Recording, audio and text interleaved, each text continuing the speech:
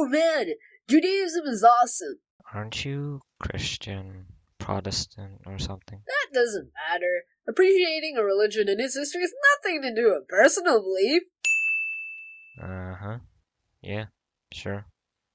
So why it's so awesome? Well, let's start from the beginning. Most people believe that Judaism started when Abraham came around 2000 to 1700 BC. So what's so cool about this guy? Well, at first his name was Abram, and his backstory was epic. He went up against a polytheistic majority and decided to influence people to believe in a single god. So, he's a hipster. He was the basis for a whole religion. Okay, so, once upon a time, there's a king named Nimrod. Nimrod. Not that one, that one. So, there's the king named Nimrod, and his bro Terah was expecting a son. But the thing is that the stars said that the newborn son would become the chief and the father of a mighty nation. This worried the king, so he ordered for the child to be killed. But the thing is, Terah couldn't bring himself to do it. He tried to talk Nimrod out of it, but he wouldn't listen. So Terah, with his intelligence, came up with a plan. He swapped his child, Abram, with a servant's baby that was born the same day. Nimrod didn't suspect a thing and murdered the child with his own hands. That's gruesome. Yep, so time passes, and mind you, at this point, polytheism was all the rage, and people liked having idols to worship to. So, Terah had an idol shop. So why are you saying all of this? Hold on, it gets good.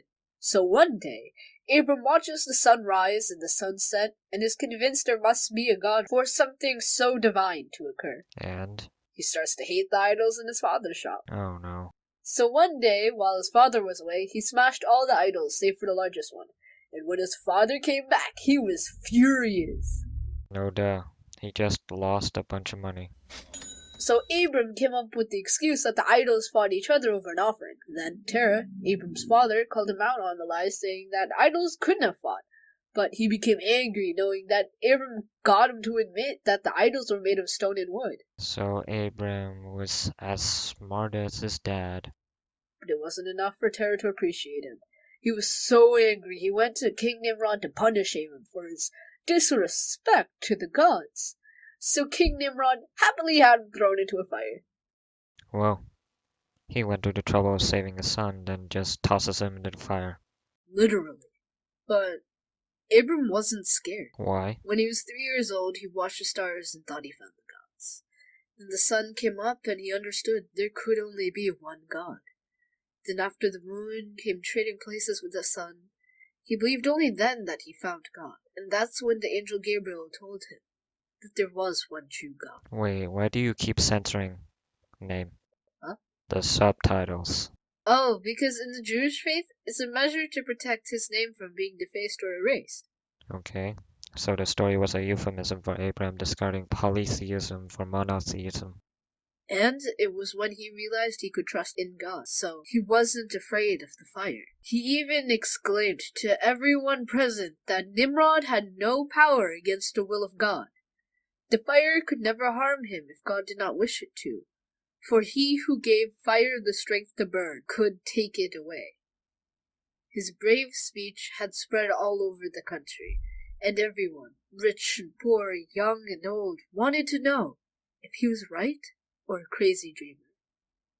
Well, was he? The fire didn't touch him. It burned and burned, only turning the ropes that bound him to ash.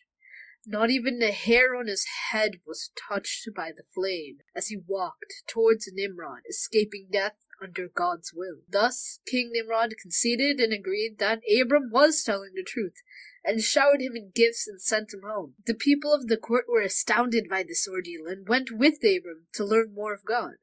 That's an awesome backstory. It is, isn't it? Yeah, but isn't he in the Christian Bible? Yep, I thought you were talking about Judaism. I am. What? Abraham was important in multiple religions. His son Isaac was more important to the Christians. But Judaism is even called Abraham's religion by non-Jewish and Jewish scholars. He's also known as the first Jew. Oh, so how like Hinduism and Buddhism tended to be open to other religions while retaining their individual identity? Well, kinda? But let's not get into that. So let's talk about Moses. Isn't he from the Bible too? How much of Judaism is similar to Christianity? Well, I mean, Christianity was spawned from Judaism. What? Yeah, man, Jesus was Jewish, didn't you know? I'm finding this hard to believe. Hey, man, I fact-checked everything. The citations are in the subtitles. Okay. Anyway, there was a falling out with the Jewish Christians and Jewish people, and eventually they just became known as Christians. Now on to Moses. I'm pretty sure anyone watching this has an idea of who he was and what he did. Parted the Red Sea and saved the Israelites from slavery. Yeah, him. But what I want to talk about is how Moses is the author of the Torah. He did not write the Torah. He provided information for it, at least. And the Torah is sometimes known as the 5 books of Moses. Whoa. Yeah. Wait, so the Israelites are Jewish? Yeah. Man, those guys don't catch a break. First they got persecuted by the Pharaoh, then again in the 1930s. But that only shows how they're a strong and resilient people. For some, their source of strength was in their religion, and regardless, their history is awe-inspiring. I guess you can say that. Judaism is awesome.